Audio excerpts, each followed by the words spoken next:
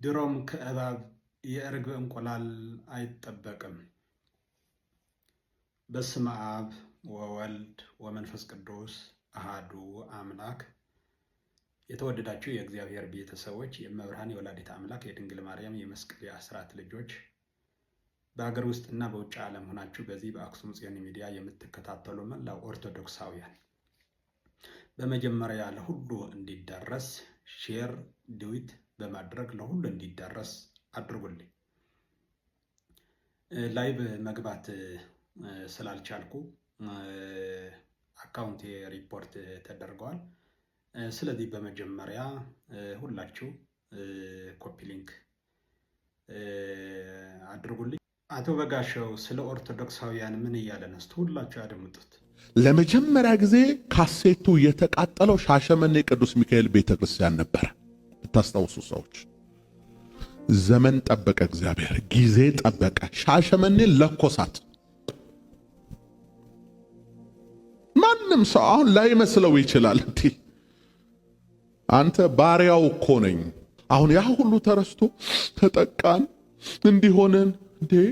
አንተ ምን አርገ ነው ባለማህተሞች የታረዱት? አንተ ምን አርገ ነው ቄሱ የታረደው? አንተ ምን አርገ ነው ቤተ መቅደሱ የተለኮሰው በሳት? አንተ ምን አርገ ነው? ወይ አንተ ወይ አባቶች ድሮ ምን አርገው ነው? ሁሌ ተበዳይ አርጎ ራስን ማቅረብ ልክ አይደለም። በጣም ያሳዝናል። ሰምታችሁታል። በመላው ዓለም ሆናችሁ የምትከታተሉ ኦርቶዶክሳውያን አቶ በጋሻው ደሳለኝ ስለ ኦርቶዶክሳውያን ሲሳለቅ ወይ ደግሞ የኦርቶዶክሳውያን መገደልና መሞት በኦርቶዶክሳውያን ሞትና ደም ሲሳለቅበት ሰምተናል፣ ሰምታችኋል ሁላችሁና አቶ በጋሻው ደሳለኝ በዚህ ሰዓት ለምን እንደዚህ አይነት ቃላት መጠቀም ፈለገ ካላችሁ፣ በመጀመሪያ ጀምሮ ሁል ጊዜ እንደዚህ አይነት ቃላት ይጠቀማል።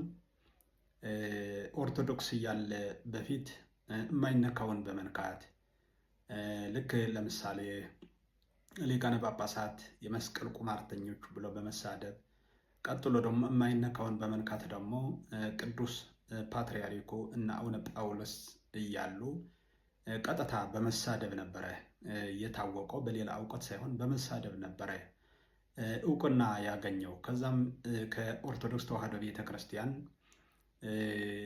እምነት ሲወጣ ወደ ሌላ ቤተ እምነት ሲኮበልል እዛም ኦርቶዶክስ ተዋሕዶ እምነት እያለ ያክል የታወቀበት እውቅና ስለጠፋ ወይም ደግሞ የሚከተለው ስለጠፋ አሁን ደግሞ ኦርቶዶክሳውያን በኦርቶዶክሳውያን በመሳለቅ በሻሸመኔ የሞቱ ደማቸው የፈሰሰ ወገኖቻችን 2014 አሁን ደግሞ በተለያየ ቦታ እየሞቱ ያሉ ኦርቶዶክሳውያን እየተገደሉ ያሉ ኦርቶዶክሳውያን በነሱ ደምና በነሱ ሕይወት በነሱ ሞት በኦርቶዶክሳውያን ሞት ሲሳለቅ ሰምተናል ማለት ነው።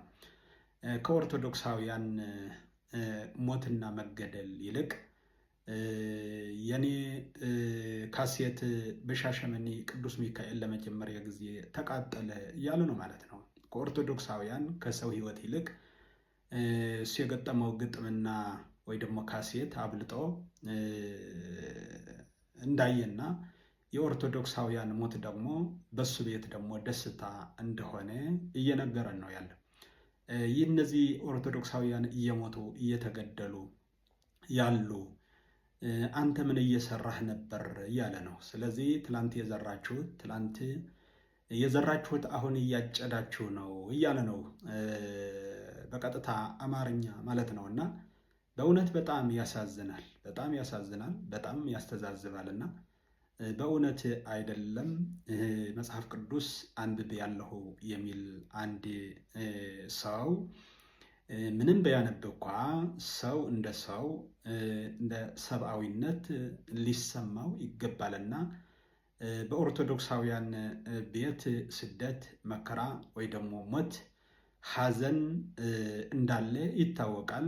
በበጋሻው ቤትና እሱ በሚመራቸው ደግሞ ደስታና ሰርግ እንዳለ፣ በኦርቶዶክሳውያን ሞት እንደተደሰተ፣ በጣም ደስታ እንደተሰማው ነው በአደባባይ የነገረን። ቪዲዮውን አድምጣችሁታል።